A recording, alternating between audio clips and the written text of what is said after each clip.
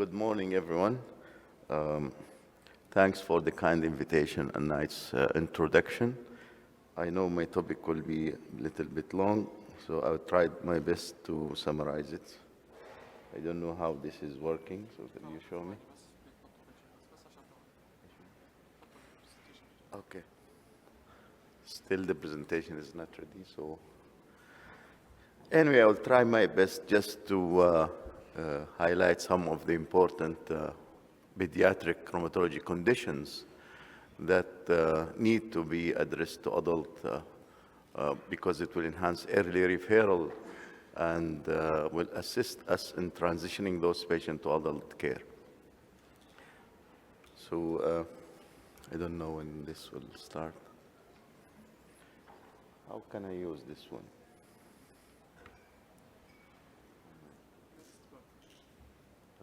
Next. Okay, so I have no disclosure. My objective today is to highlight the difference between adult and pediatric rheumatology patients in 4 important areas. Number 1, I will talk about juvenile idiopathic arthritis approach. I'll talk about diseases that primarily seen in pediatric rheumatology. And then I will talk about some of the diseases that are seen in both adult and pediatric. And then at the end, I will talk about some of the important part of psychosocial impact and a few points about the importance of transition. So why do adult rheumatologists see pediatric rheumatology cases? Either maybe in your area you don't have a pediatric rheumatologist, or in some areas you have difficulties in accessing the pediatric rheumatology, for example, at higher centers. So there are also many pediatric rheumatology conditions that overlap with adult rheumatological disorders. And maybe the adult rheumatologists have the experience and don't like to refer the patient to pediatric rheumatologist. Or maybe it's a family preference and convenience because they were treated by a medical doctor and they like their kids to be seen by the adult rheumatologist. So what do we do to help improving the care of children visiting the adult rheumatology clinic? That adult rheumatologists need continuous medical education on how to deal with rheumatology conditions. They need to appreciate the features, spectrum, and natural history of pediatric rheumatology conditions, and they need to establish good links with local pediatric rheumatologists. I'll take you through some of the few cases just to help you in approaching those kids. So this is, for example, a 4-year-old, one of the common presentation to our pediatric rheumatology clinic. Most of the time, patients are roaming from clinic to clinic for their pain at the lower limb, which almost for this patient lasts 1 year. And their pain usually at night, which get worse after playing or any activity and gets better at rest. And their systemic examination is really unremarkable. So do you think this patient is having inflammatory pain? Before you say that, you have to know how to approach kids with joint pain. The first step in that, you have to differentiate between mechanical or non-pathological pain or inflammatory pain. So the mechanical or non-pathological pain is usually comes at the end of the day, at night, and usually exaggerated by activity and relieved by rest or massage and sometimes by the simple analgesia like paracetamol. The differential diagnosis of those patients is growing pain in children or hypermobility syndromes or hypermobile patellae and flat feet.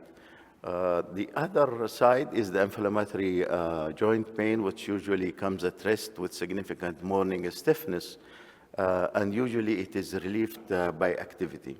So example of those are arthritis of chronic diseases like GIA, sarcoidosis, SLE, or JDM, and you have to rule out infection and malignancy in those patients. So case 2, this is, we try to apply this approach. So this is a 2-year-old girl presented with 2-month history of bilateral ankle arthritis with significant morning stiffness and limited daily activity. She has normal systemic examination apart from bilateral ankle arthritis. So what's the diagnosis? Most probably she's having pathological pain, which is arthritis. And most likely this is a juvenile idiopathic arthritis if we exclude the infectious or malignancy or other form of chronic arthritis. This will take us to the classification criteria of JIA. So what's in the name of JIA? Juvenile, any child who is less than 16 years, who is having A, which is the arthritis, more than 6 weeks, and it is idiopathic after ruling out other causes of chronic arthritis, including infections and malignancy and other form of chronic arthritis like inflammatory bowel disease arthritis. So they are classifying it into 7 or 6 subtypes: oligo-GIA, polyarticular rheumatoid factor positive or rheumatoid factor negative, systemic GIA, enthetitis-related GIA, psoriatic GIA, or undifferentiated GIA, which when you cannot fit your patient into those classes, or if you have more than one. The first one is oligo-GIA, and this is different from adult patients. They look very well, and they have big effusion. Usually the joint affected are large joints. It may involve 1 to 4 joints, and these patients, the important thing in this patient is to look at their eye by slit lamp examination, because they are at risk to develop chronic asymptomatic uveitis, which is very important to detect early, because this might lead to blindness. Those patients, they have ANA positivity in 60 to 80%, so we usually screen them for ANA because this is to stratify the risk of uveitis in those patients. If you don't treat those patients, they will end up with contractures, and they may end up with leg length discrepancy. The second subtype is polyarticular GIA, and this is important slide because for adult, those patients with rheumatoid factor positive, they are usually more than 8 years, and they may have subcutaneous nodules even, and they behave like rheumatoid arthritis. They have severe erosive joint disease, and they have a low remission rate. So they need to be diagnosed early, treated aggressively to prevent complication, deformities. Even the TMJ joint is very important to look at in your examination, because they may end up with micrognathia or retrognathia, or they may have a C-spine involvement, which put them at risk to have atlantoaxial subluxation. The other subtype is psoriatic arthritis, where you have arthritis, usually asymmetrical, make it different from polyarticular, and they may involve the distal interphalangeal joints. So the rash, usually in children, you have to look at the scalp, the hidden areas in the axilla, inguinal area, or the natal cleft, or behind the ears. And they may have other features like dactylitis, nail pitting, or onycholysis. Also, these patients should be screened for uveitis, because usually it is asymptomatic and need to be treated properly. They have also axial involvement, including sacroiliitis, in 10 to 30% of patients. Enthetitis-related arthritis is almost similar. There are similarities and differences between the enthetitis-related and ankylosing spondylitis. Usually these patients, they may have arthritis and enthetitis, or either arthritis or enthetitis, plus 2 of the other features. And usually those patients are boys more than 6 years. They may have acute symptomatic anterior uveitis, which is different from the oligo subtype, and these patients present sudden onset of redness of the eye, excessive tearing, or photophobia. They may have HLA-B27 positivity, and you need to ask about family history of ankylosing spondylitis, enthetitis-related uveitis, or IBD. The last subtype is systemic onset GIA, which is similar to Still's disease in adult. However, those patients, they have systemic features in the form of high-grade fever, 1 to 2 spikes per day, early morning or late afternoon, and they have associated evanescent rash, which is transient, and usually it comes at the spike of temperature and subside when the temperature subsided. And they may have other involvement of serositis, lymphadenopathy, and hepatosplenomegaly. They have a characteristic CBC finding. When you see it, is highly suspicious of systemic GIA, which is neutrophilic leukocytosis, thrombocytosis, and anemia. These patients, as Dr. Ibrahim was talking about, it's like Still's disease. So about 7 to 10% of patients, they may have macrophage activation syndrome, and the mortality rate is about 20% if not treated properly. This classification system promotes improved recognition of disease presentation, complication, response to treatment, and outcome within each subtype of GIA. The clinical characteristic complications of various subtypes are quite different from those found in adult rheumatoid arthritis. So special issues that need to be addressed when treating a child with GIA include growth problems and psychosocial impact, which is very important to consider in those patients. The growth problem can be generalized like short stature or osteopenia due to the steroid or poor nutrition or the decreased weight bearing. The localized one, if you have a premature closure of the epiphysis, you may have a brachydactyly, or if you have, for example, limited linear growth of the mandible, you may have micrognathia. Or if the affected joint, there is accelerated linear growth, it will lead to longer limb, and you will end up with length discrepancy. The laboratory assessment in GIA actually are less helpful in diagnosing GIA than adult due to the low incidence of rheumatoid factor positivity, only 10% of patients. So rheumatoid factor and anti-CCB are very poor screening tests for GIA. ANA is only done in those patients with oligo-GIA to stratify them for the risk of uveitis. I'll go through some of the common pediatric rheumatology conditions. So I will give you this patient, which is 2 years old, presented with a monthly spike of fever since 1 year, and sometimes following vaccination. She's having a fever which is lasting 4 to 6 days, and associated with diarrhea, rash, cervical lymph nodes, and she is completely well after each attack. So thanks for Ibrahim that he introduced to you the patient with recurrent periodic fever syndromes, or we call it autoinflammatory disease, or maybe nowadays we call it inborn of immunity. These are childhood inherited disorders of innate immune system.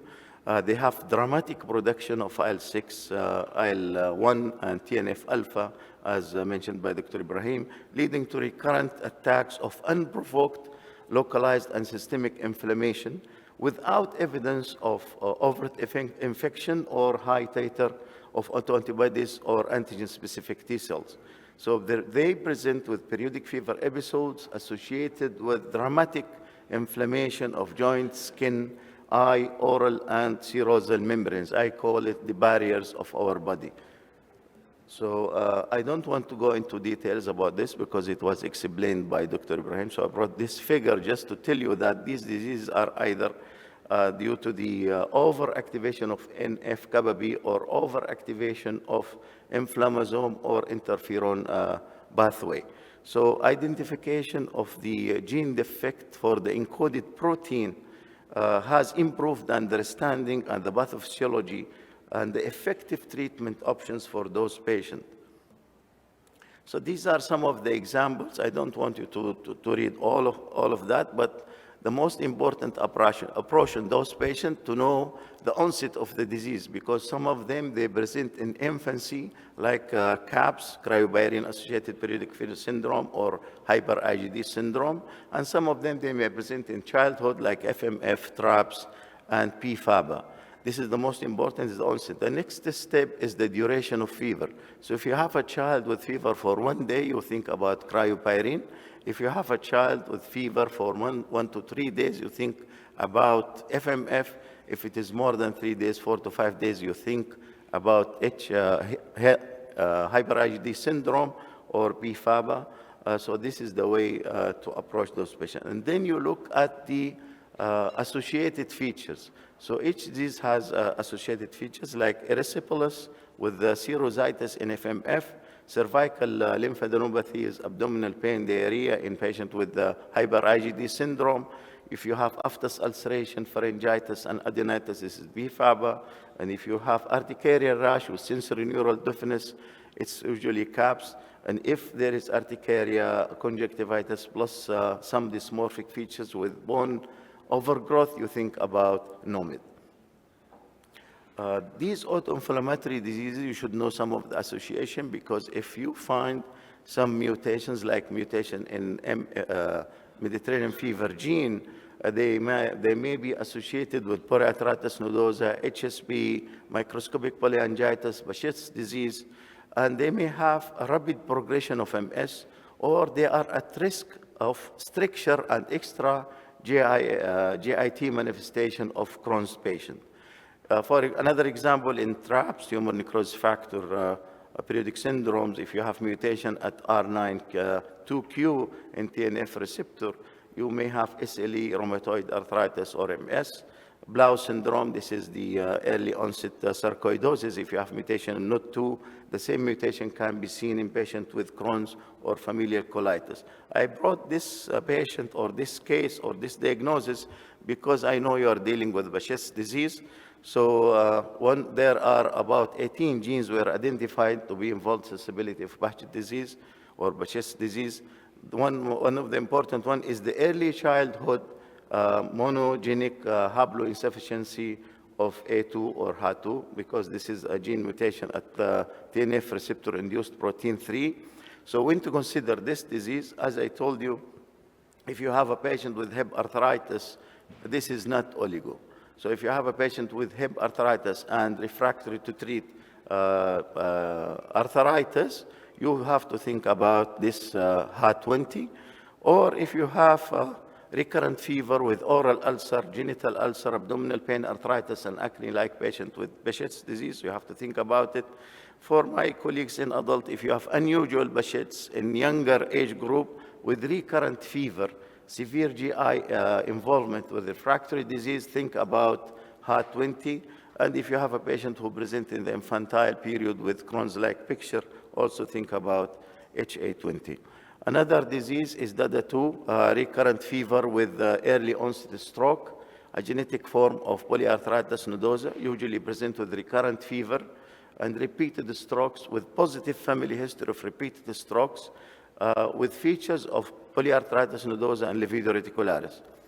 They usually have small, tiny lacunar strokes of deep brain nuclei, and they have a mutation at the ADA2, adenosine deaminase 2, and actually they have a dramatic response to anti-TNF. So this point is very important. So because it prevents strokes, and it's shown that it prevents strokes, and that's why I brought that, because 3.4% of young adults with a median age of 20 years with sporadic polyarthritis nodosa found to be having a biallelic ADA2 mutation. So I guess, as we know, there is a treatment, so we'll prevent strokes by giving them anti-TNF. Case 4 is the 3-year-old boy with systemic onset with high inflammatory marker and high CRP and ESR. 2 days after admission, for example, she became very ill with persistently high-grade fever, tachycardia, and hypotension. Her blood work showed pancytopenia with low ESR and increasing CRP. So what is your impression? Definitely, this is a macrophage activation syndrome, which is really very difficult to distinguish from a patient with systemic onset GIA. Most patients usually are more ill, and their fever is persistent, and they don't have the classical pattern of quotidian fever. Mass is high, should be suspected when there is a rapid drop of ESR despite persistently high CRP with high ferritin and pancytopenia. The clinical features, I told you, there is persistent fever with multi-organ failure, including coagulopathy. And these are the laboratory findings. If you understand the disease process, it is the problem of the macrophages. So they engulf the blood cells. They're causing severe neutropenia. They cause release of iron. So you need something to detoxify iron. So our body will respond by increasing ferritin. And they have high inflammatory markers. And they have also, because the process is happening in the liver, they will have high LFT, coagulopathies, and high D-dimer and low fibrinogen, putting them at risk to have bleeding. So treatment is very important, targeting if you don't know the mechanism. So we give steroid to calm down the immune system. If there is no response, we will attack the interleukin-1. If there is no response, I know I'm conscious of the time, I'm finishing. So you need to start steroid and target the, if not, then we might use cyclosporin A or etoposide, which is very late.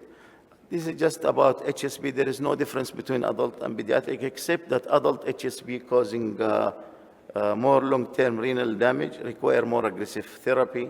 It's about Kawasaki disease, which usually present with high-grade fever for 5 days with other features of conjunctivitis, mucous membrane involvement, and they may end up with coronary aneurysm. We treat them with IVIG 2 gram per kg plus aspirin, and then we switch him on antiplatelets if the patient is afebrile 24 hours after IVIG. We stop aspirin after 6 weeks if the echo is normal. Here are some of the diseases of which we share with you: SLE, dermatomyositis, and scleroderma. There is some differences. SLE is more severe in pediatric than adult. The incidence of hematologic and renal involvement is more. However, Sjogren's and discoid lupus are less in adult, and ovarian incidence of ovarian failure in patient following cyclophosphamide is higher in patient with adult. So juvenile dermatitis is the same. There is no big differences except some of the complications. MRI is used in pediatric to diagnose juvenile dermatomyositis. Biopsy and EMG rarely required. However, this is scleroderma. Linear scleroderma is common in pediatric. However, systemic scleroderma is uncommon. A limited scleroderma like Crest disease is very rare in pediatric. And most of us, we treat scleroderma with the steroid and methotrexate. This is the impact or psychosocial impact. Sorry for the delay on the family, on the siblings and patient.